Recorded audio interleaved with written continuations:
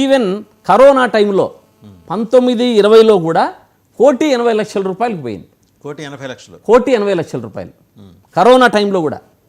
కానీ అప్పుడు కరోనా టైంలో యాక్షన్ చేసినటువంటి వ్యక్తి, నాకు కరోనా వల్ల నాకు కొంచెం లాస్ వచ్చిందంటే గవర్నమెంట్ దాన్ని ఏం చేసింది, 10% ఎన్హాన్స్ చేసి వారికి ఇవ్వడం జరిగింది. మళ్ళీ ఆ ప్రభుత్వంలోనే 10% ఎన్హాన్స్ చేసి మరి వారికి ఇచ్చడం జరిగింది. 2,10,00,000 రూపాయలు, 2,10,00,000 రూపాయలతో నడిచే ఏది కరోనా కాలంలో నష్టపోయిన కాంట్రాక్టరు పెంచి ఇచ్చారు.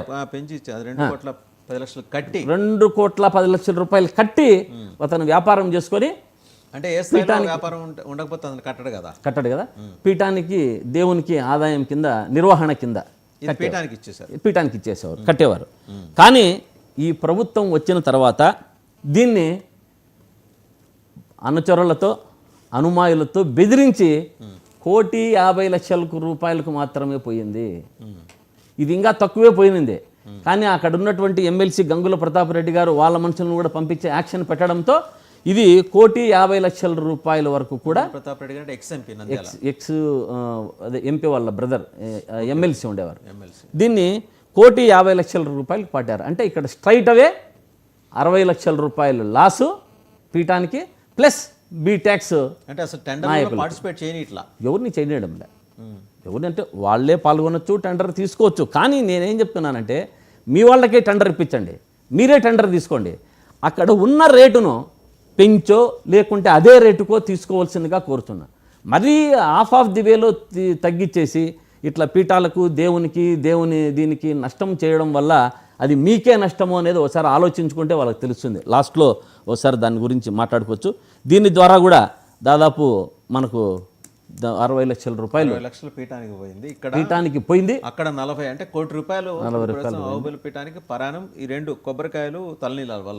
నేను చెప్పేది ప్రభుత్వానికి ఇంతకుముందు 40,00,000, ప్రభుత్వానికి 40,00,000. అది వేరే టోల్ గేట్ ద్వారా, టోల్ ట్యాక్స్ ద్వారా. ఇంకా అక్కడ ఉన్నటువంటి షాపులు, అక్కడ ఉన్నటువంటి ఇప్పుడు మన ఇల్లు కడతా రూమ్స్ కడతా ఉంటారు. దాదాపు మన ఈ టూరిజం డెవలప్మెంట్స్ కూడా 30 రూమ్లు వచ్చాయి. అంతకుముందు గత ప్రభుత్వంలో 25 రూములు వస్తున్నాయి. ఇంకా ఈ భూముల దందాలు అయితే మనం చెప్పాల్సిన పనే లేదు. నెక్స్ట్ భూములు, ఇంకా ఈ భూముల విషయాలకు వస్తే రైతులు తీసుకుంటుంటారు. కాబట్టి మనము రైతులకు పెద్దగా అంటే వాళ్ళ అనుచరులకే ఇచ్చినా కూడా దాంట్లో 1 ఎకరా, 5 ఎకరాలు, 10 ఎకరాలు, 20 ఎకరాలు, 40 ఎకరాలు ఎవరి పాటికి వాళ్ళు అక్కడ ఉన్నటువంటి ఆలయ ప్రమిసెస్లో ఉన్నటువంటి 200-250 చిల్లర ఎకరాలను తీసుకునేది మన భారతదేశానికి వెన్నెముక రైతు. ఆ రైతు ఒక తక్కువైనా ఒకటి ఎక్కువైనా ఏ ఇబ్బంది లేదు, ఆయన వ్యాపారం చేసుకుంటా. రైతులు వారికి వచ్చిన డబ్బును వారు పీఠానికి జమ కడుతూ ఉంటారు.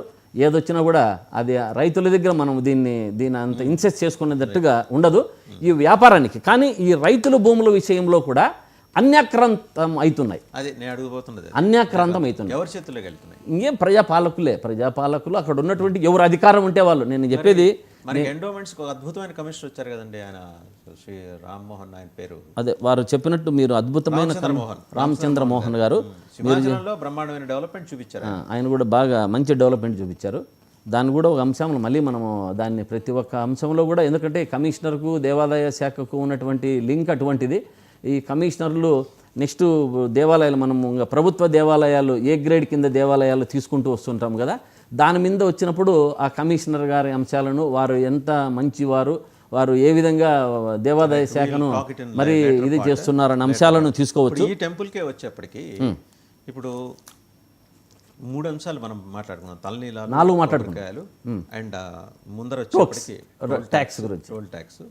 అండ్ అసలు జిఆర్ని బెదిరించడం ఏంటంటే నాకు అర్థం కాదు. స్వాములు, పీఠాధిపతులు అంటే పాపము నిజంగానే వాళ్ళు ఏదో నిత్యము దైవచింతన, ఆరాధన, దేవుని కైంకర్యాలలో నిమగ్నమైపోతూ ఉంటారు. ఆ లోకల్గా ఉన్నటువంటి ఎమ్మెల్యేలు కానీ అనుచరులు కానీ బెదిరిస్తే ఏం చేయగలరు చెప్పండి? వాళ్ళు దైవనామ స్మరణ చెప్ప వారు మనకు నాయకులను దూషించే విధానం వాళ్ళ దగ్గర ఉండదు. అంటే ఒకటి అంటే నేను మామూలుగా జనరల్గా మాట్లాడుకుంటే ప్రజలు కానీ అదే స్వాములు కానీ పీఠాధిపతులు కానీ సర్వేజన సుఖినోభవంతు సమస్తలోక సుఖినోభవంతు అని అనుకుంటూ ఉంటారు. దాంట్లో వాళ్ళు ఏం చేస్తుంటే నీ పాపము నీ కర్మ నువ్వేం చేస్తే అది నీకే అనుభవిస్తావు పో అన్నట్లు మాట్లాడుకుంటూ ఉంటారు.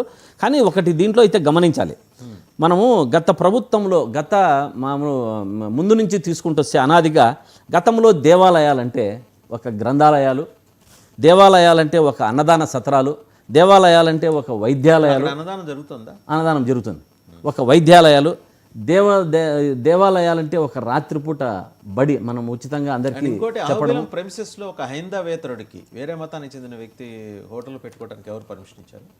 ఒకటి అంటే చాలా రోజుల నుంచి నాకు తెలిసిన దీని ప్రకారము కొండ పైకి పోయేటప్పుడు ఒక ముస్లిం ఒక అన్యమతస్తుడు ఒక క్యాంటీన్ పెట్టుకున్నాడని, ఆ క్యాంటీన్ ద్వారా అన్నదాన సత్రాలు జరగనీయకుండా తొందరగా మూయించి వారి దగ్గర వచ్చి తినేటట్టుగా చేస్తున్నాడని దాని మీద ఒక అభియోగం ఉంది.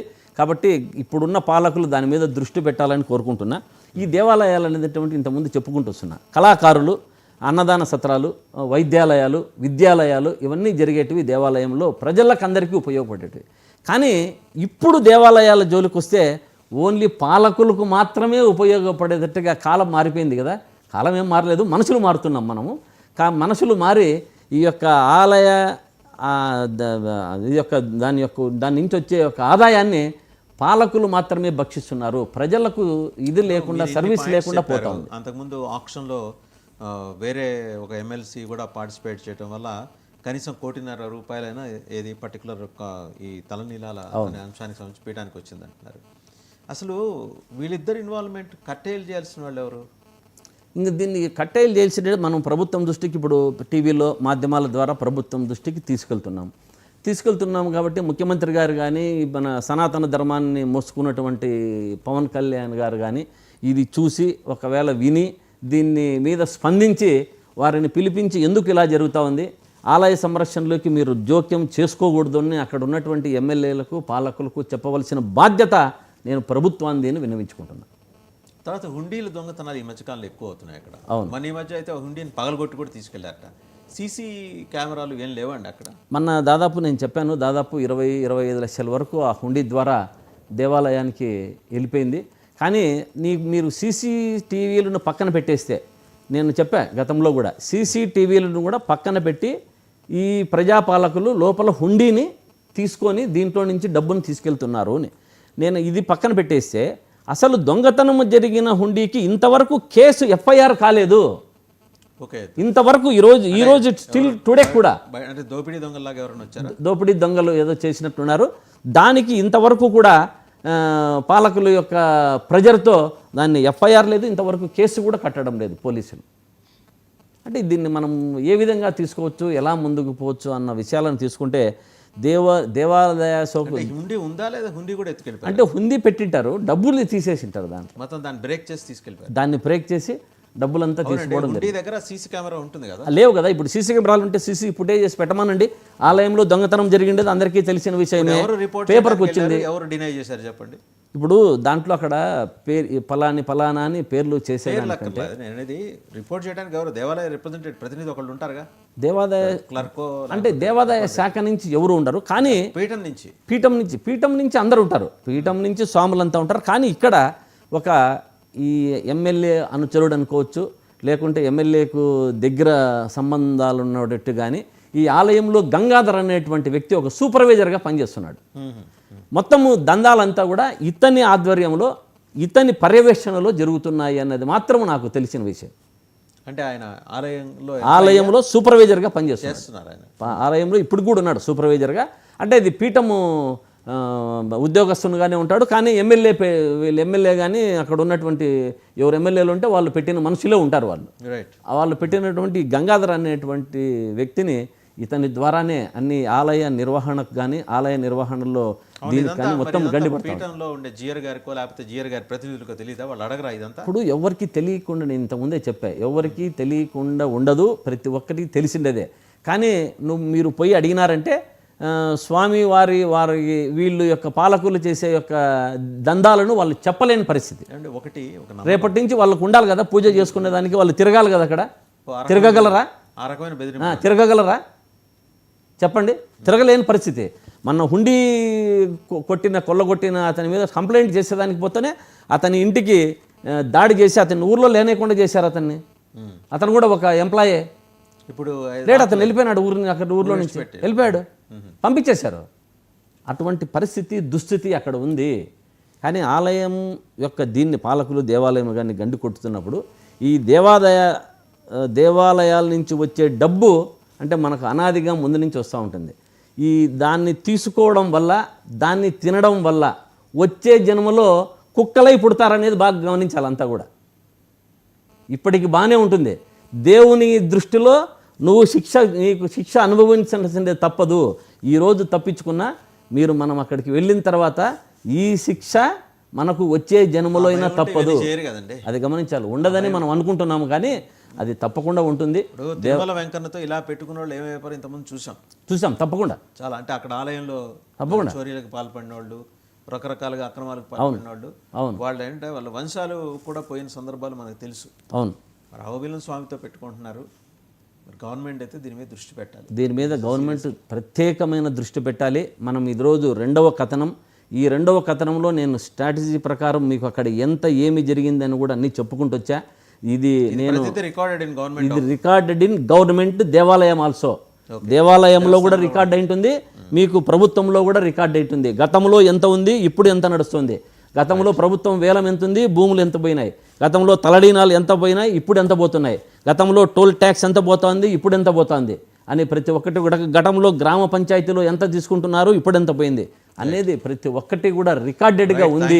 జ్వాలాపురం శ్రీకాంత్ గారు. సో చూసాం కదా, అంటే దేవాలయాల్లో జరుగుతున్న అక్రమాలు, అలాగే అన్యాయాలు, దౌర్జన్యాలు, వీటి మీద మొదలెట్టిన సిరీస్లో భాగంగా అహోబిలంలో ఆలయంలో జరుగుతున్న అవకతవకలు, ఆలయం చుట్టుముట్టి జరుగుతున్న అవకతవకల మీద ఇది రెండవ కథనం. జ్వాలాపురం శ్రీకాంత్ గారు, దేవాదాయ శాఖ మాజీ సలహా